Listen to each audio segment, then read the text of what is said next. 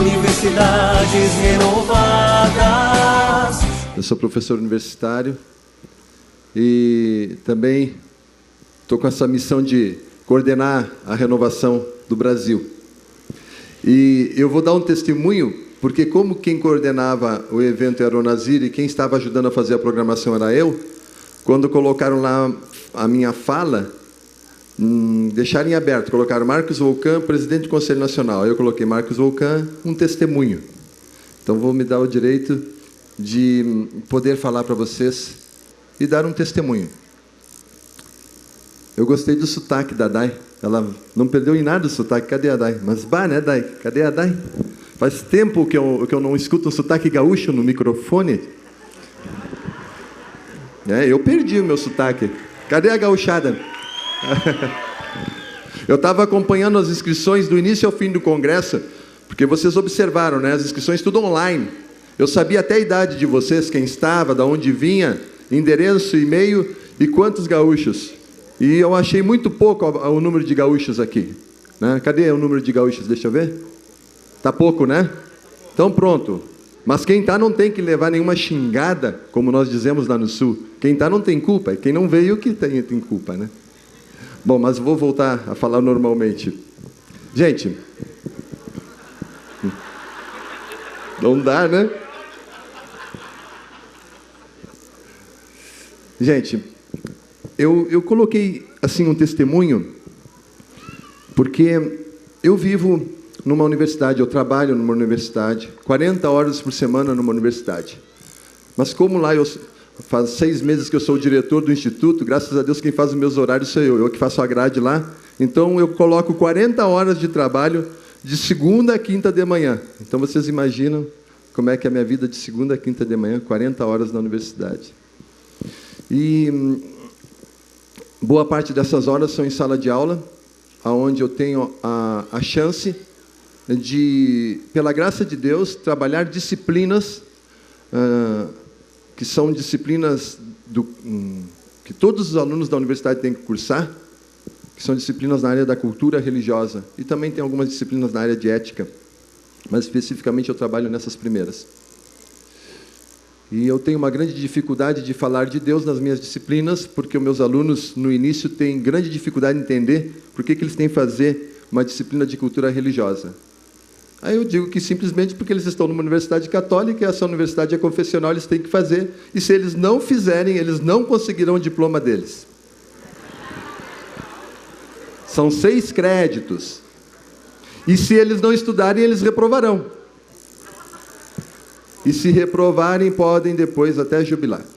Então, eles estudam bastante e têm que estudar um pouco de teologia e Deus. Mas eu tenho feito essa experiência há 12 anos. Eu sou agrônomo e, como agrônomo, eu nunca imaginei que ia entrar numa área como essa. Mas nossos caminhos vão se moldando por Deus, vão sendo moldados à medida que você vai entregando sua vida a Deus. E foi assim que aconteceu comigo. Logo depois que eu terminei a agronomia, eu fui fazer um mestrado e fiz em produção vegetal, em estufa plástica. E a única coisa que eu fiz depois do mestrado foi entregar a minha dissertação lá na faculdade, 5 cópias, não publiquei em livro nem nada, e eu nem sei o que eles fizeram com ela, porque logo em seguida eu comecei a fazer teologia e fui convidado para dar aula no curso de cultura religiosa e também teologia. E essa vida acadêmica tem sido para mim uma vida fascinante, e eu tenho procurado falar de Deus nesse meu ambiente, porque eu tenho que falar de Deus nas minhas disciplinas, mas a maioria das vezes que eu falo de Deus mesmo, que eu consigo verdadeiramente falar ao coração de alguém, são nos intervalos, lá das minhas aulas, quando depois da aula o meu aluno, a minha aluna, ele tem coragem de abrir a boca e me procurar e conversar sobre alguma coisa que mexeu com ele durante a aula. Eu, quando fiz faculdade, eu tinha um sonho muito forte no meu coração. E eu tinha o seguinte sonho: eu vou fazer faculdade não para ser um profissional em primeiro lugar, mas porque aquele ambiente é um meio, é a realidade onde eu devo estar para evangelizar. Eu tinha essa convicção forte no meu coração. Nessa época nem existia ainda os gols, né? Começavam a existir, já que se começava a pensar nisso. E eu tinha um grupo de oração muito antes de saber que existia o projeto na minha universidade. Lá na agronomia nós tínhamos um grupo de oração às quartas-feiras, a 1h, e ia até 1h45, mais ou menos, antes do início das aulas da tarde. Durante um ano e meio, praticamente, ele funcionou muito bem. E eu vivi essa experiência de evangelizar dentro de uma universidade, sem ter medo, e foi para mim extremamente frustrante, por um aspecto. Porque eu fui para a universidade esperando que aquele ambiente acadêmico pudesse proporcionar um debate sobre atuais, sobre a ciência e a fé, por exemplo. E eu me frustrei porque a maioria dos meus professores, eles eram extremamente limitados, conheciam muito bem o que faziam, mas eram incapazes de dialogar com qualquer outra área diferente da do seu conhecimento. Eu me lembro na aula de morfologia animal, vegetal, fisiologia, quando eles tocavam em temas que poderiam envolver fé, evolucionismo, coisa parecida, nunca conseguiam dar um passo como esse, então eu me calava, ou quando eu tentava interagir, nunca conseguia uma resposta. E eu disse para mim mesmo que nesse ambiente eu procuraria ser diferente. E tive a graça de entrar, então, numa universidade católica e ali poder trabalhar diretamente, nunca pensei nisso, diretamente com disciplina, onde os meus alunos me questionam muito sobre isso, né? E eu chego a uma conclusão hoje. Eu vou falar só mais 5 minutos. Eu chego a uma conclusão hoje.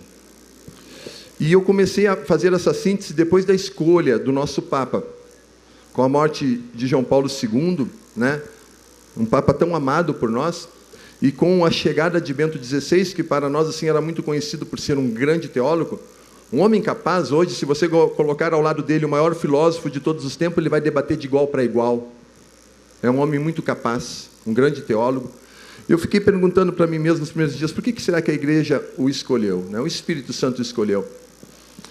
E ele foi escolhido, no meu entender, porque é um homem que veio para dizer, de uma forma muito clara, diante dos novos desafios que a igreja está enfrentando, o que somos e por que estamos aqui, qual é a nossa missão, qual é a nossa identidade.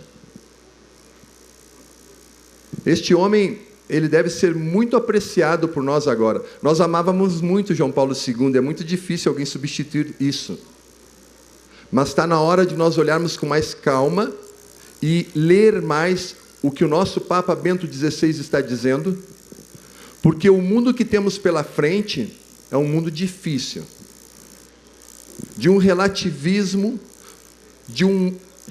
onde os valores estão realmente assim, extremamente relativizados, e as pessoas não sabem mais para onde ir, nem mesmo no ambiente acadêmico. O fundamento último da verdade, que sempre esteve presente na vida cristã, e que é Deus, também para a maioria dos cristãos, eles desapareceram. E esse ambiente acadêmico, ele nos torna extremamente vulneráveis.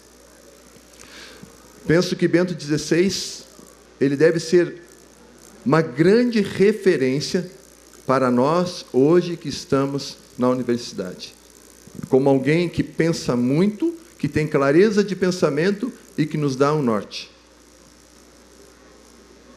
João Paulo II, eu comentava hoje de manhã para quem acompanhou lá, ele dizia assim, ó, aqui, no Ministério Universidades Renovadas, nós cantamos e dizemos muito assim, que queremos construir a civilização do amor.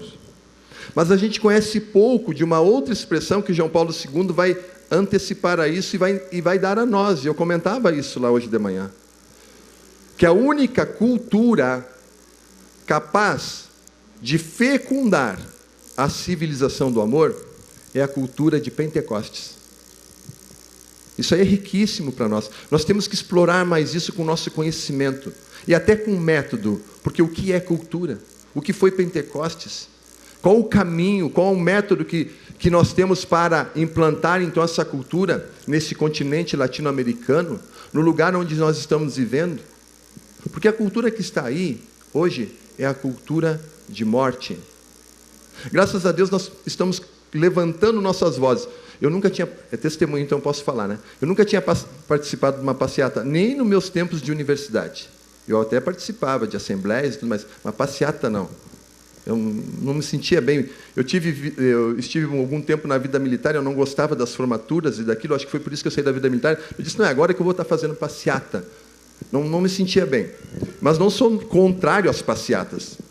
Pela primeira vez na minha vida, eu fiz uma passeata. Foi em Santa Catarina, eu participei dela. E foi uma passeata que a Renovação Carismática organizou lá em Joinville. No Grito pela Vida. No Grito pela Vida. Está na hora de nós, como juventude, eu não tenho... Por isso que eu já confessei para vocês que eu nunca tinha participado de passeata no tempo universitário. Mas a Renovação está começando a fazer passeata. Não é uma passeata como as outras. É uma passeata diferente, é pacífica. Nós estamos proclamando a vida e os valores. Então, eis um tempo oportuno para nós.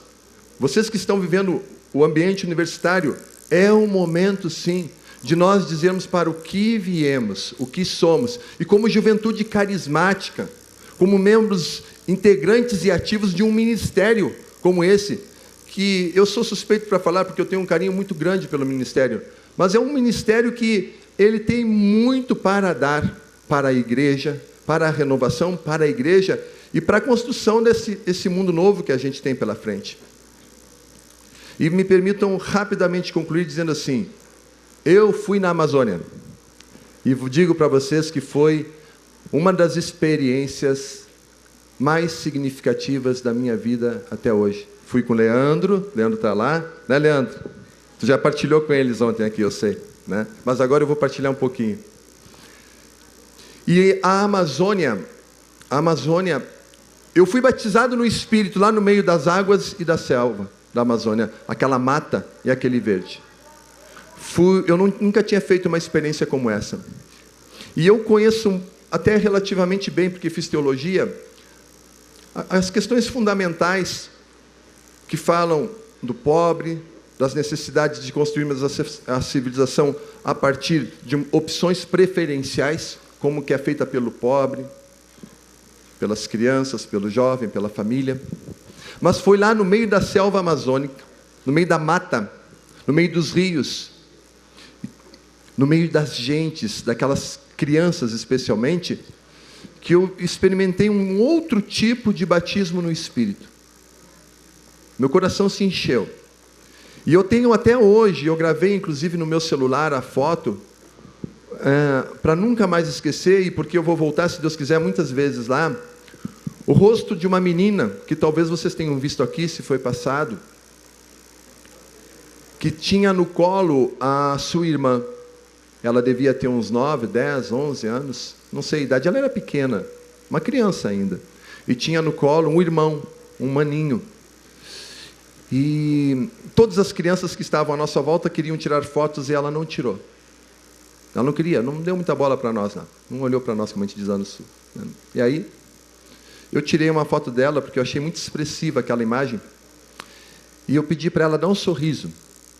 E ela só conseguiu levantar um pouquinho a cabeça. E eu tirei mais uma foto. Eu tenho as duas fotos, antes e depois do sorriso, sem que haja muita diferença. E depois, a irmã religiosa que acompanhava, contou, acho que foi para Ierecê, que aquela menina era uma menina que tinha abaixo dela mais 4 irmãos. E ela era como a mãe deles e que então cuidava dos outros, daqueles 4. E que naquele dia ela levou aquele provavelmente para aquela escola, para poder ele naquele dia ganhar merenda. Talvez no outro dia ela levaria um outro, porque provavelmente também aquela era uma das únicas ou a melhor refeição do dia. O nosso coração saiu de lá tocado, com um desejo muito grande de abraçar todas as crianças desse mundo, especialmente aquelas crianças que andam pelas nossas ruas, e que no fundo são também nossos filhos e filhas, ou são os teus irmãos e irmãs menores. Esse é um coração novo que Deus quer nos dar, um coração convertido. É esse tipo de conversão que Deus está fazendo no coração da renovação também, e de forma especial está falando para vocês, para os universitários, para os profissionais que estão saindo da universidade. certamente dos 200, 300 que se inscreverem para um projeto como esse, ao final, uma dúzia vai querer levar essa missão adiante, 20, não sei. Nós estamos aprendendo a lidar com esta proposta. Mas eu digo para vocês, mesmo que você não vá para a Amazônia, que você fique ali ao lado da sua casa, na minha cidade, no sul do Brasil, tem tanta pobreza, não tem tanta pobreza quanto, mas também tem aquela pobreza e aquela miséria. As crianças também morrem lá por falta de remédio e de comida. Mas esse é o grito, nós devemos ser a voz daqueles que não têm voz. Nós devemos ser aqueles que vão ao encontro daqueles que já não sabem mais nem para onde ir. É por isso que essa experiência universitária que você está fazendo, esses 4, 5 anos, lá dentro da universidade, viva intensamente, questione, estude, busque, esteja lá para dar o teu testemunho, um testemunho olho no olho daquele teu amigo e daquela tua amiga, que está lá meio perdido, sem saber muito bem. E eu lanço um desafio para vocês, um grande desafio. Vamos multiplicar os gols. Talvez vocês já tenham conversado sobre isso, mas um apelo. Vamos multiplicar os grupos de oração que temos por esse Brasil nas universidades.